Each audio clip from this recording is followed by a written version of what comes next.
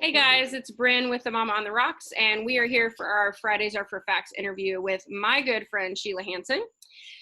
I'm going to let her tell you a little bit about what she does. What I know is that she is a professional at talking me off the ledge when it has to do with anything math related or taxes or money, and I'm freaking out and I'm like, I don't even know what this means. Help.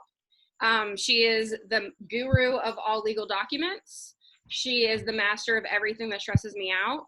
And we are going to talk tonight about budget for your family. And then also we talked a lot. I've written a lot and we've talked a lot in this group about kind of, especially in the wake of the economic downturn with COVID, just how do we save? How do we not stress out and overstress ourselves? What are some tips we can kind of put into practice that are relevant and practical that we can go ahead and start kind of working into our everyday lives. So Sheila, I am so excited that you are here, and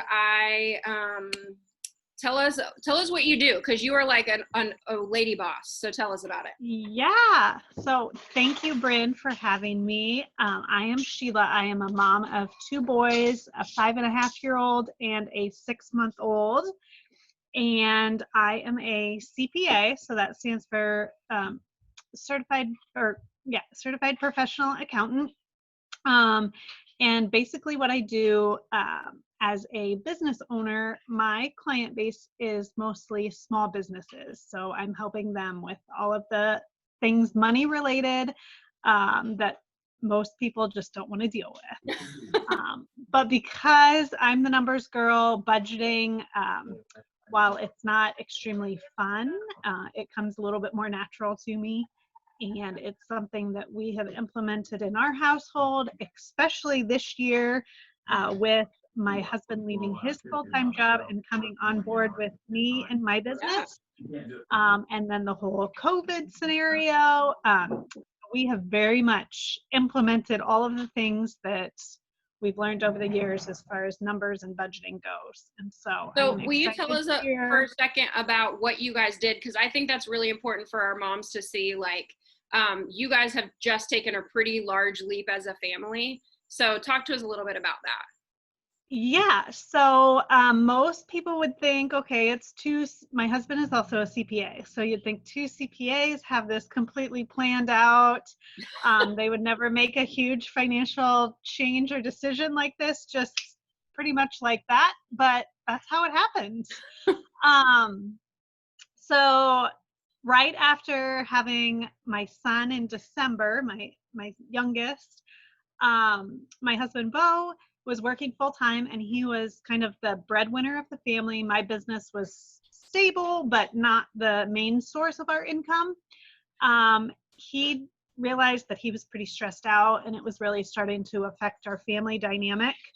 And so having taken, some time off with the holidays and the new baby, he realized that he needed to make a change of some sort for his own mental health. Oh yeah, and for sure. So like around Christmas, part of the new year, our son was born December 6th, and within that first month he's like, okay, I want to leave my job. And I'm like, oh yeah, okay. Great, yeah, well, we can do it, whatever. So we talked about it more, and I had been praying that somehow God would provide and get us through tax season with a newborn. Sure. And the more that I realized him wanting to leave his job was the answer to that prayer. Yeah. And so what we did is, within a 2-week period of kind of him thinking about that, because we're numbers based, we were able to plan it out, crunch it all out, and see, okay, here is what we truly need, bare minimum to pay our bills, and then how many clients we would need to add a month, all of that. We cut back on anything that was extra. Yeah. So we were no longer going out to eat. We were no longer shopping for ourselves. We were no longer getting coffee at coffee shops. Like, all of those things were just cut. We were paying our mortgage. We were paying, insurance. And we were continuing to pay at the time, we were continuing to pay for preschool for our older son. Mm-hmm. But like anything outside of that, didn't have room in our budget Sure. this year for it. And when it started out, I mean, we were looking at some point in the year, we would not have had enough to pay our bills. Mm-hmm. But we had a plan in place that we needed to add this much to our income every month to make up that shortfall. And we had that like, okay, if things don't go according to plan, this is the day that we're applying to work at Target or right. whatever to make that shortfall go away. So that's kind of what we did. But luckily, so far, it has all played out. God has answered our very specific prayers to provide exactly what we need at the times that we need it. So we have very much fallen on that plan. And that's awesome. So talk to us about like, if you could just give us like 3 must-dos for family budgeting, regardless of being an extreme parent or not. If you are somebody in a family, so you are responsible for yourself and other members of your household, what are some things that you say, hard and fast rules, you've got to do this? So the first one is that you need a budget. You have to have it.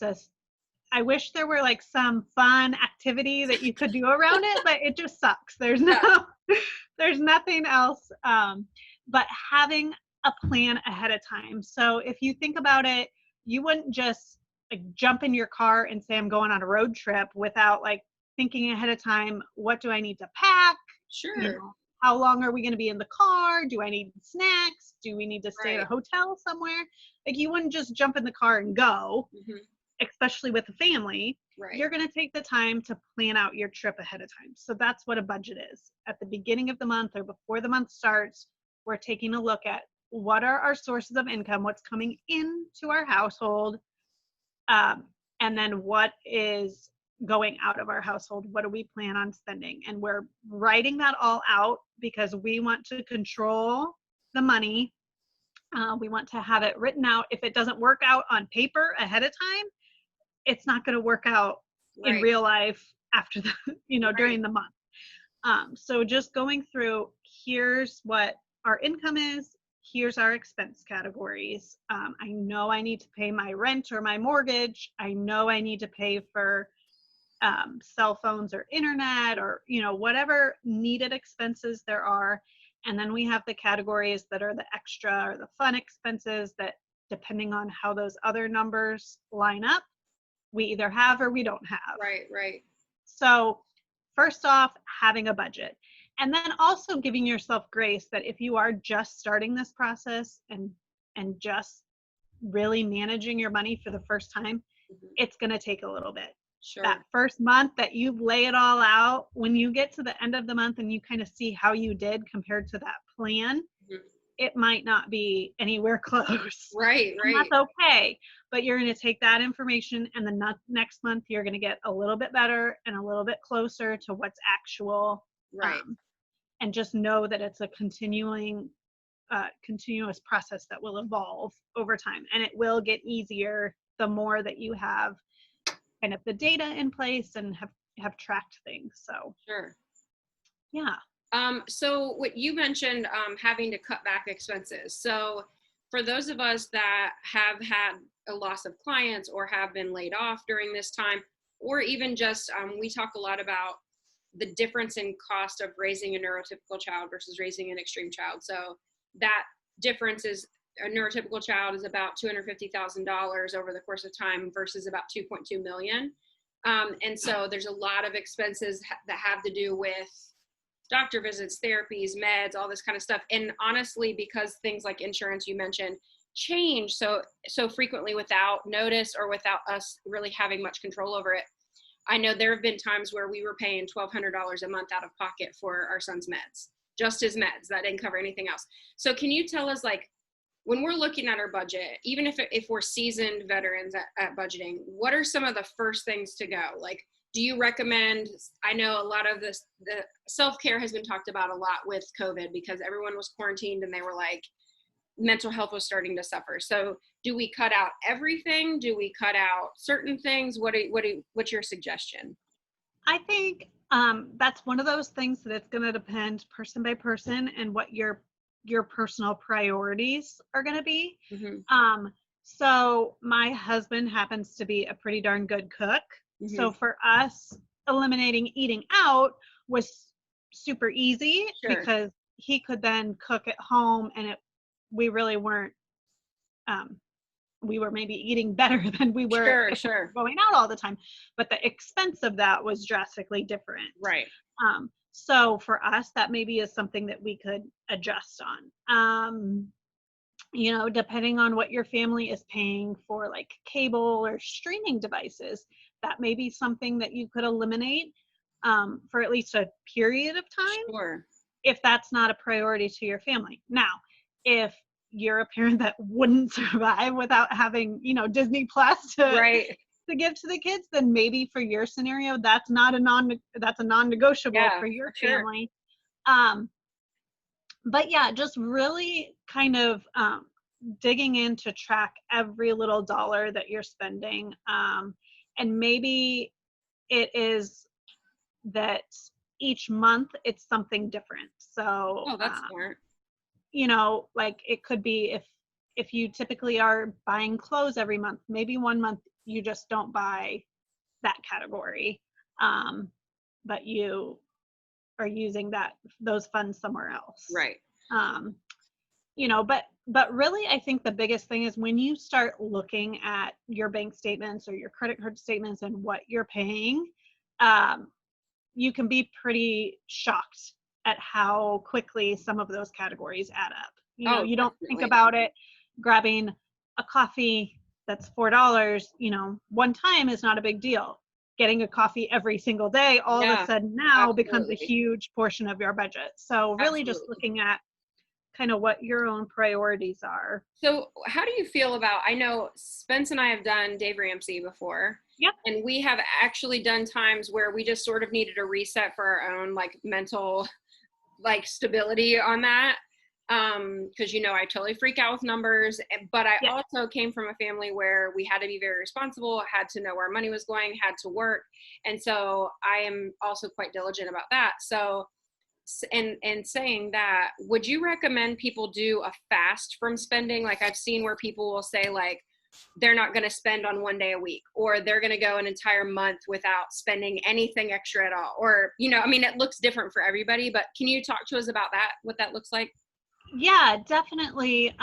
So Bo, my husband, happens to be doing that this year. He's not spending anything for himself. And he was one that would just, you know, randomly buy like a shirt for himself, or he really liked Legos. So he was buying random Lego parts, and we were getting deliveries all the time. And again, that couple dollars all of a sudden was adding up to quite a bit of Legos. Of course. So he is doing that this whole year. He is not buying anything that's, you know, outside of food and deodorant and, you know, the necessities. But, and for him, that really works. For me, I am one that if you tell me to not do it, I am going to like crave or like go too far the other way. So for me, I don't know that that would work very well. So I think it kind of depends on people's personalities, whether that's something that could be effective for them as far as not spending or limiting their spending. But definitely it's a tool that if you can do it. I know you mentioned the coffee, and I always joke about my love for Starbucks, which has not dwindled whatsoever. But one thing that I will do is for birthdays or whatever, if somebody I'll say, I don't want anything, but if somebody's very insistent, I'll say, get me a Starbucks card. Because they can send it to my app. They don't have to even pay for a stamp. And I know I'll use that, and I don't have to feel guilty that I'm taking money from our budget. But it makes me feel like it's self-care for me. Like I can go for 10 minutes and be by myself and not feel like I'm, you know, draining money from our account or something. Absolutely. And then you got to think about things like if you do pay for like a health membership or, you know, a workout or something, you got to think about, okay, if I'm not doing that, is my health Sure. suffering? And is there long-term like implications of that to my health? So maybe it is a monthly cost, but if I'm doing that and I don't have this major medical expense because of it, then, you know, maybe it is worth spending the $100 a year or, Yeah. you know, $100 a month, whatever it ends up being. So you kind of look at that too, but then you can always weigh, with everything, there's always, you know, different price points. So can I feed my family on beans and rice, or do I need to have like a steak dinner every night? Right. And so maybe, you know, we're just paring back or changing the tier of our Right. expenses as well, rather than just completely eliminating a Right. category. So And I think sometimes, like, when we were talking about the fasting, like, even choosing a couple of areas where you do little things, like, I'm like you, if somebody says you can't do it, then I'm going to go crazy. And so I think, like, even if you said, like, our family's going to do meatless Mondays, so the food we eat is going to cut, you know, that particular part of our budget will yep. save. Because groceries, I know for us and for what seems like everyone, according to memes on the internet, you know, that grocery budget has been astronomical when everyone's home. And Yeah. that does change things. And I know you had Bo come home, and so he's now working from home. So all four of you, plus you added a child. And so we're the same, like Spence was laid off. So and then the school's canceled. So now we're all home, and I'm like, how am I supposed to afford to feed all of these people? Like, why does everyone need to eat so often? Right. Yeah. So we just ate 4 hours ago. How could you want to eat again? Yeah, I think that's super smart. One thing I wanted to talk about, I know we just have a few minutes left, but I wanted to talk about maybe give me a tip, or even just how you personally feel about how mom guilt relates to budgeting. Because what I find is, so this is a real life scenario. We're getting packed for Florida to come see my parents. And I realize I currently only own 4 pair of underwear. Okay, so here's the thing. I have changed sizes, so it's not like I only have lived on 4 pair of underwear. However, you know, that I'm like, oh my gosh, if I'm wearing a pair of underwear and there's one in the dirty clothes, I'm only taking 2 pair of underwear. Like, that's a problem. And Spence was like, just go get yourself underwear. And it was like, I couldn't do that. And I still haven't bought more. I was like, women's underwear are not cheap. Like, if you get decent underwear that are going to hold up for a while, I might be spending $40 to $60 on, you know, 6 to 10 pair of underwear, depending on where I get them. And that feels like a lot, but I would not hesitate to spend that on my kids or my husband. I wouldn't think about it. I would just be like, oh, they love this, or if this is something they need, so let me make sure I have it. But for myself, it's very difficult. Can you kind of speak to that a little bit? I mean, I would agree. As parents, we often put ourselves at the bottom of the needs list, but go get yourself some underwear, girl. I mean, I know, it's terrible. Yeah, we can't feel guilty about that. We have to get over it. And I think, I don't know if I really have advice other than just know what's needed, and yeah, if it's something that, yeah, you shouldn't feel guilty. Well, I think about underwear.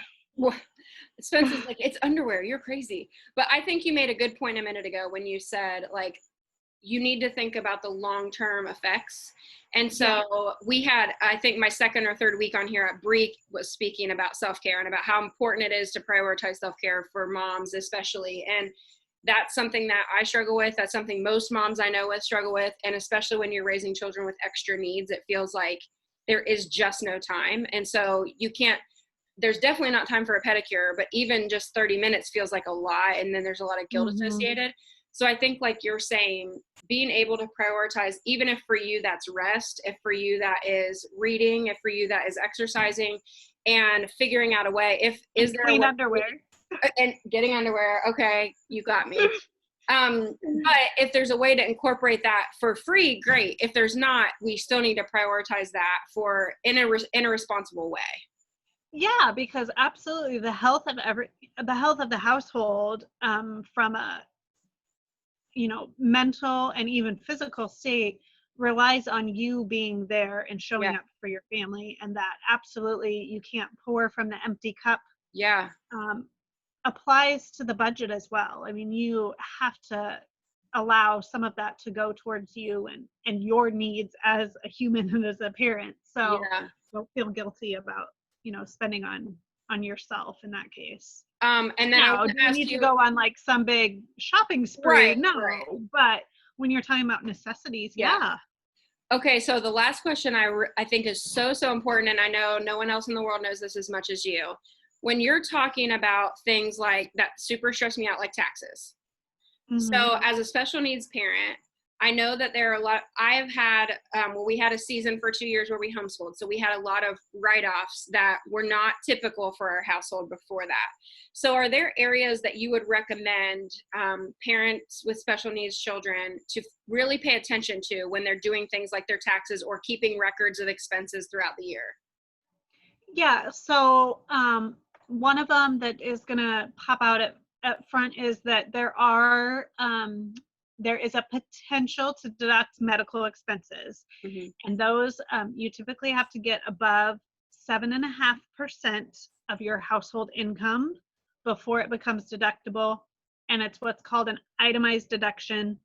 So that's going to get lumped in along with like mortgage interest, real estate taxes, charitable donations. Mm-hmm. So if you are talking about, you have some major expenses related to specialists or medications, or I would assume that maybe some of the therapies could Mm-hmm. also fall into that category, depending on, what they are and how they're diagnosed or, Mm-hmm. prescribed.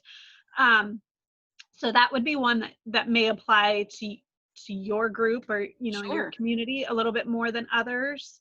Um, What about but like therapy tools? So like, for instance, it gets very expensive to buy things that they use in OT and occupational therapy for sensory needs and stuff. Like the swings are hundreds of dollars, for instance. But now you look at us being quarantined for now, because our child is high risk, 4 months, and he's had zero therapy outside the home. And so if we're just a total loss on any kind of therapy gains and goals, if we don't implement that at home. yeah. So I would think a lot of the medical stuff, there are guides if you go out to the IRS website that you can, get some information on what specifically is covered in those kind of things. Mm-hmm. But a lot of it is if it is coming from a doctor and Mm-hmm. that's a recommendation based on the doctor, Okay. then chances are it can fall into that medical That's awesome. category. That's awesome. Yeah. But if it's, because I know like the big case that we always talked about in school was like, if you put a pool in your backyard, just putting a pool in is not a deductible expense. But if somehow a doctor prescribes that pool to be installed, then all of a sudden now it's a medical expense. So that's kind of the difference. Right. Is, what's the intent and where's it coming from? What's the need coming from? So that makes perfect sense. And I think for so many of us, like I know a couple women in the group that I'm sure will watch the replay because they're usually religiously on here in lives. They drive over an hour, which we have always had to do to go to a specialist. So you're talking about 3 hours round trip every time we go there for 30 minutes or an hour of therapy. So if we could have some of that at home to continue that, we wouldn't have to be making those trips so often. Yep. And the medical miles are one. The cents per mile are not very big, but Sure. if you're driving, that many miles, it might add up. So that would be another one that falls into that medical That's itemized awesome. deduction that you could, include. The other one is if you are employed and your employer offers like a flex spending account for Mm-hmm. medical, you want to make sure that you're taking advantage of that, because of what happens in that case is it's coming directly out of your paycheck, but then if it's used for medical expenses, that's a non-taxable item to you. So you then don't have to worry about that 7.5% calculation. So that's another tool that is really helpful. Another one is if your employer offers or if you can contribute to a health savings account. Right. We've done that before, and that's been tremendous. Helpful. So that is what's called above the line deduction. So again, You're limited on how much you can put in each year. Mm-hmm. But in your case, where you guys know that you're probably going to max out on Sure. medical, and the deduction happens when you put the funds in, but you don't necessarily have to use them that year for the HSA. So that could be something that, you know, you're contributing as long as you're eligible. Mm-hmm. You do have to have a high deductible insurance plan in order to be able to qualify to put money into the HSA. But that's something you could continue to fund early Sure. on, and then use it over the lifetime, your Yeah. lifetime for medical expenses. So That's really smart. I feel confident in saying that this 25 minutes has saved me personally a lot of money and headache. And I'm I'm grateful to see your face personally. But I'm so good. Glad to see you. but I am so grateful for this time. So thank you for taking your time to talk to us tonight. And for those of you that watch replay, make sure you take notes because this is really good information. I've already locked away a couple of terms that I need to go look up. So I'm really excited. And if you happen to be a small business owner and are looking for somebody to handle your accounts, Sheila Hansen, CPA, I will put a link to her site when I repost this for a review because she's amazing and I can't recommend her highly enough. So thank you so, so much, Sheila. Yeah. I appreciate it. Have a great night You and too. crunch those numbers. You too.